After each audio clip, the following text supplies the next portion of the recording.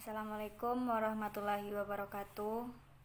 Pada kesempatan kali ini saya akan mempresentasikan bisnis plan yang telah saya susun pada mata kuliah pengantar kewirausahaan dengan produk yang saya pilih, yaitu cake dadar gulung spesial. Tapi sebelumnya saya akan memperkenalkan diri saya terlebih dahulu. Perkenalkan, nama saya Sektio Merian M, NIM 20060114 dari Prodi Ekonomi Pembangunan Universitas Negeri Padang. Baiklah, kita langsung saja pada slide yang pertama, yaitu ringkasan eksekutif. Dadar gulung merupakan makanan tradisional khas dari Kota Bandung. Dadar gulung spesial ini merupakan sebuah kuliner yang memproduksi dan menjual dadar gulung tetapi tidak seperti biasanya, dengan modifikasi rasa keju, coklat putih, buah, dan yang membuat kue ini berbeda menjadi unik dengan variasian isi dalam kue tersebut. Kue ini merupakan kue sederhana khas Indonesia yang cocok menemani seseorang di pagi hari dengan secangkir kopi atau teh hangat. Selain mengantar makanan di pagi hari, dadar gulung dapat dijadikan sebagai dessert atau bisa dijadikan makanan penunda lapar dengan kandungan gizi dari isian kue tersebut. Inilah jenis-jenis dadar gulung yang telah saya susun. Pertama yaitu dadar gulung rasa keju, kedua yaitu dadar gulung rasa coklat putih, yang ketiga yaitu dadar gulung rasa buah atau isian buah, yang keempat yaitu dadar gulung rasa coklat. Lanjut, gambaran unit bisnis. Dadar gulung spesial merupakan makanan pengantar masyarakat Indonesia. Kue yang sangat cocok dihidangkan ketika minum kopi atau teh.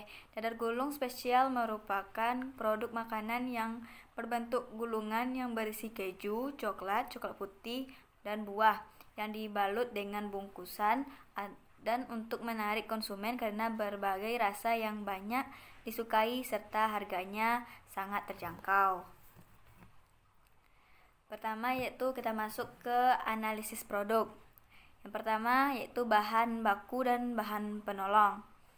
Bahan baku yang diperlukan dalam membuat dadar gulung spesial ini adalah tepung terigu. Sementara untuk bahan penolongnya adalah keju, coklat putih, buah, santan, garam, telur, mentega, dan pandan.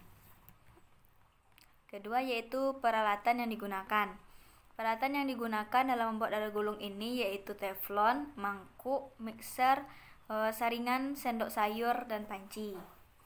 Ketiga, kita masuk dalam proses produksi. Produksi dadar gulung ini dimulai dari rebus santan bersama dengan daun pandan dan garam, aduk terus hingga mendidih. Matikan api dan biarkan dingin. Lalu dalam wadah campur tepung terigu, telur, dan mentega. Aduk rata untuk memberi warna pada kulit. Tuang santan yang direbus dengan daun pandan, tapi sedikit demi sedikit, sambil terus diaduk hingga licin dan tidak bergelindir. Panaskan wajan datar anti lengket atau teflon. Tuang 1 sendok sayur adonan. Ratakan adonan hingga menutupi seluruh permukaan wajan. Masak dengan api kecil hingga matang dan tidak lengket lagi. Angkat, lakukan terus hingga adonan habis. Untuk isiannya, ambil 1 lembar kulit, beri isiannya berupa coklat putih, coklat, keju, atau buah. Lipat jadi seperti amplop, lalu gulung, lakukan terus hingga habis. Keempat yaitu produk yang dihasilkan dalam 1 kali produksi. Dalam waktu 1 kali produksi dihasilkan 120 buah dadar gulung dengan waktu produksi selama 120 menit. Bahan yang dibutuhkan dalam 1 kali produksi yaitu untuk bahan yang dibutuhkan dalam menghasilkan dada gulung dalam 1 kali produksi. Dalam asumsi 1 kilo tepung terigu dapat menjadi 100 buah dadar gulung. Maka 6 butir telur ayam, 1,5 liter santan segar, 5 helai daun pandan, 1 sendok makan garam, coklat putih, keju, dan buah. Keenam yaitu pengembangan produk. Persaingan berbagai produk jajanan yang cukup ketat di dunia kuliner akan mampu diimbangi oleh dadar gulung spesial ini.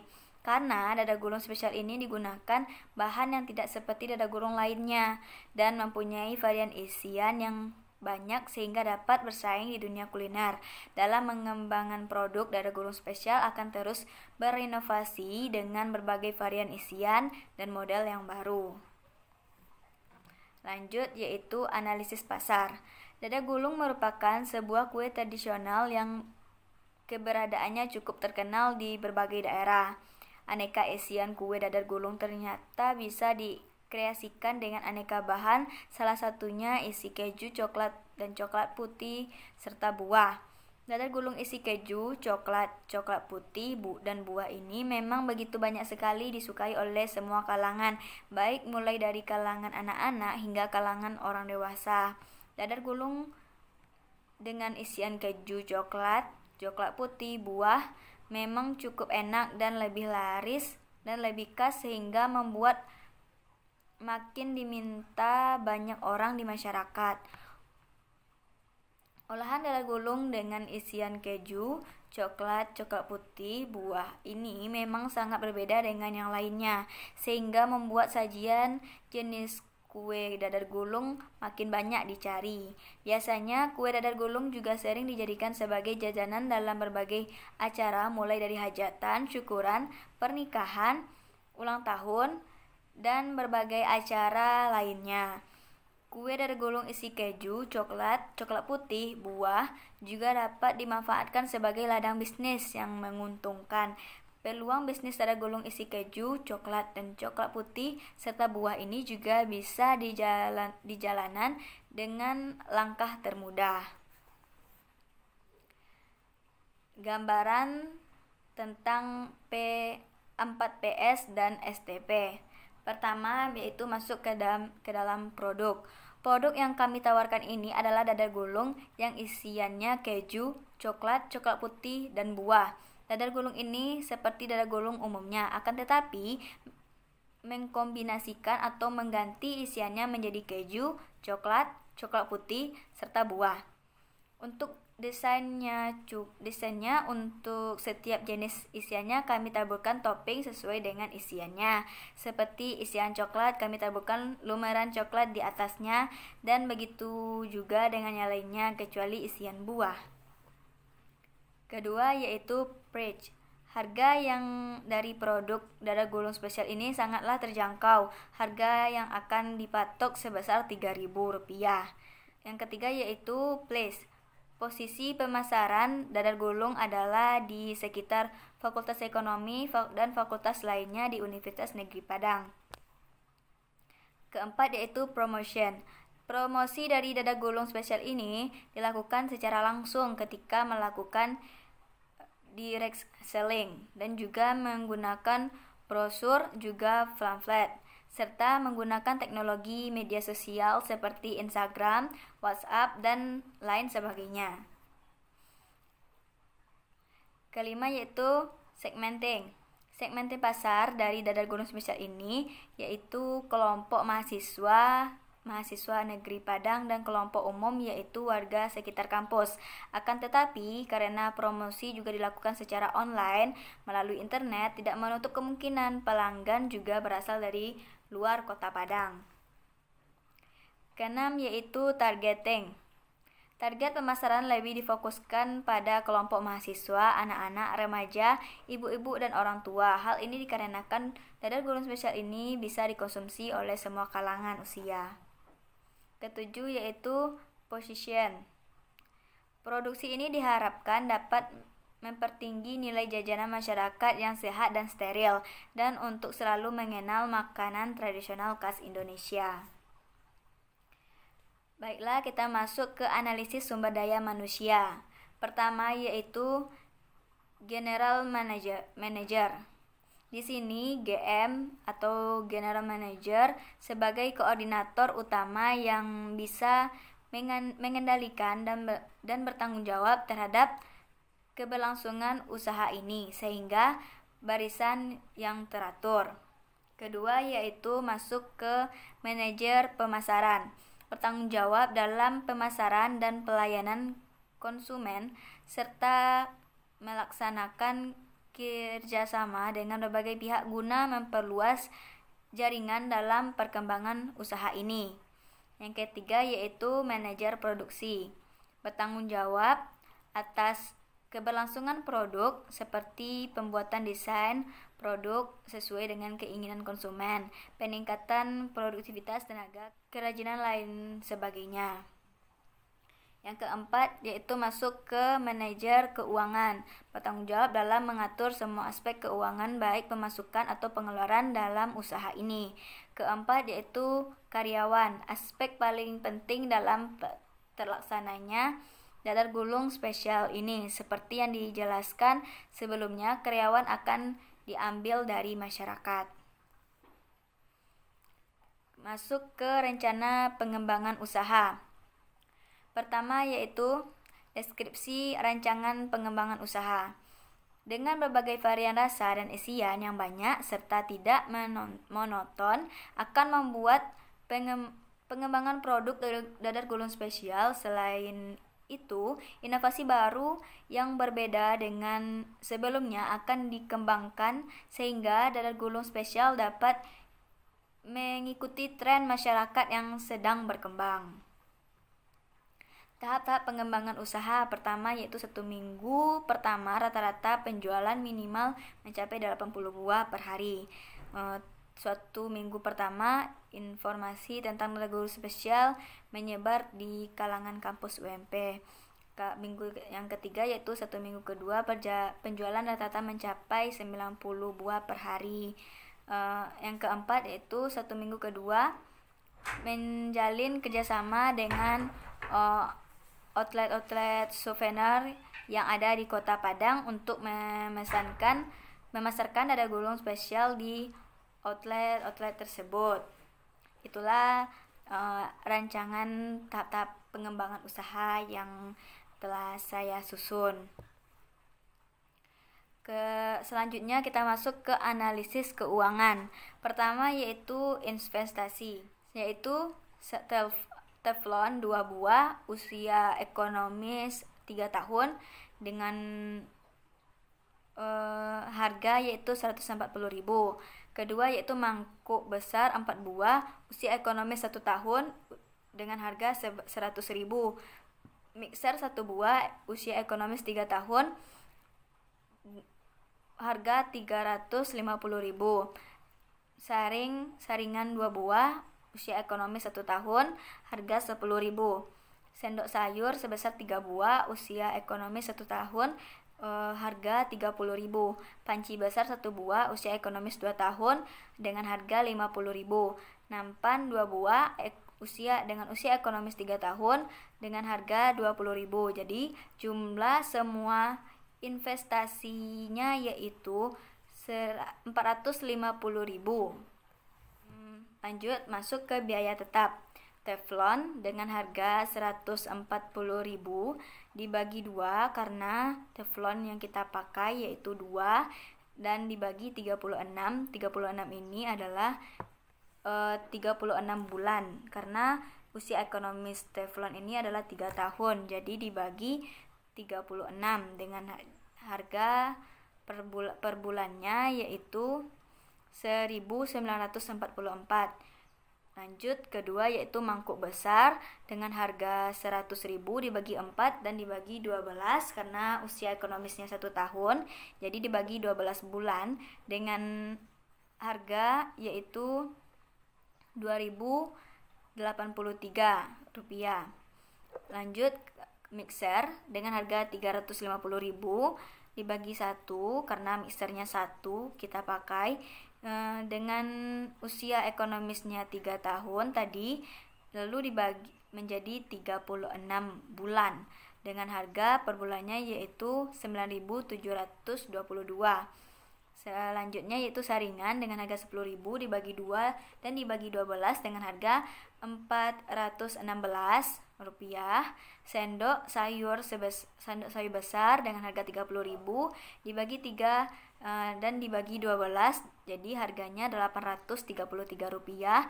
Panci besar 50.000 dibagi 1 dan dibagi 24 dengan harga Rp2.883. Lanjut ke terakhir yaitu nampan dengan harga 20.000 dibagi 2 dan dibagi 36 jadi harganya Rp277. Jadi total semuanya yaitu Rp17.358. Masuk ke biaya tidak tetap. Tepung terigu yaitu 250 gram dibagi, ini pembeliannya yaitu per gramnya yaitu 3.000. Jadi 250 gram dikali 3.000 menjadi 12.000.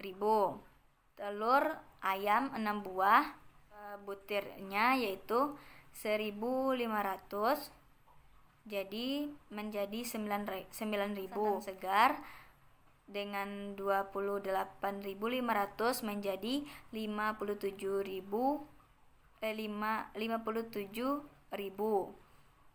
Keempat yaitu 8 helai daun pandan dengan harga Rp50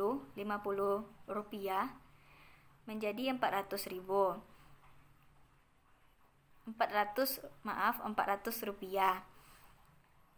Kelima yaitu 2 sendok makan garam 20 rupiah menjadi 40 rupiah. 1 batang coklat dengan harga 20.000, 1 batang coklat putih dengan harga 24.000, keju dengan harga 20.000, buah dengan harga 30.000. Jadi jumlah semuanya yaitu Rp172.440.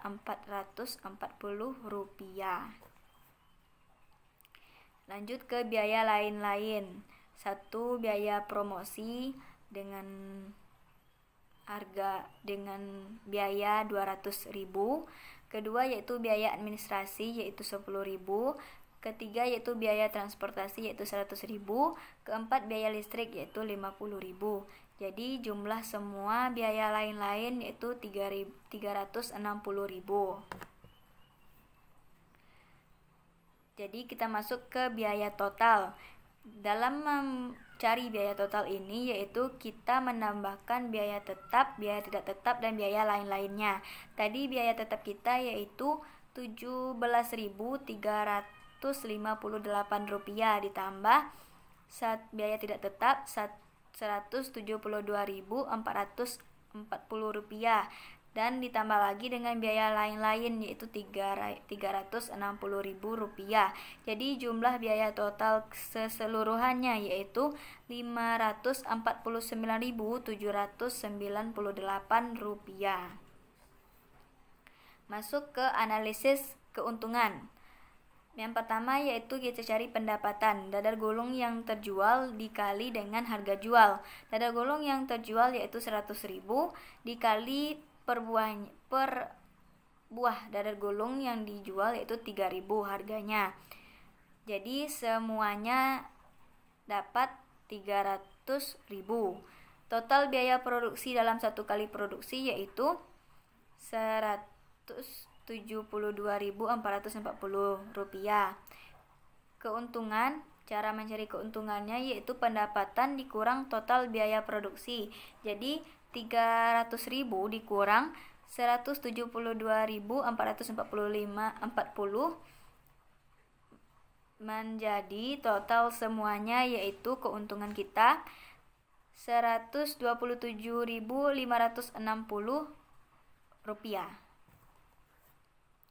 Biaya masuk ke dalam biaya produksi. Pertama yaitu biaya produksi dadar gulung spesial. Dengan cara pencariannya yaitu biaya produksi biaya produksi ini mencakup biaya tetap ditambah biaya variabel dibagi total produksi. Jadi biaya produksi kita yaitu Rp89.798 dibagi 100. Jadi hasilnya yaitu 1.897. Masuk ke BEP produksi. Dengan cara pencariannya yaitu total biaya dibagi biaya produksi satu produk. Jadi jumlah biaya total kita yaitu 5.500. Baik, lanjut ke slide selanjutnya yaitu BEP produk. Cara pencarian BEP produk yaitu total biaya dibagi biaya produksi suatu produk. Total biaya kita yaitu Rp549.798 dibagi Rp1.897.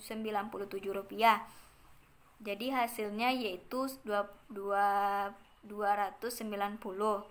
Artinya modal keseluruhan dapat kembali setelah produksi sebanyak 290 porsi. Lanjut langsung ke laba BEP. Cara mencari laba BEP yaitu BEP produk dibagi total produksi sekali produksi. BEP produk kita dapat tadi yaitu 290 dibagi 100. Jadi 3 kali produksi, artinya modal dapat kembali setelah 3 kali produksi. Baiklah, sekian dari presentasi saya. Atas segala kesalahan atau pengucapan kata-kata, saya mohon maaf. Wabillahi taufiq wa hidayah. Assalamualaikum warahmatullahi wabarakatuh.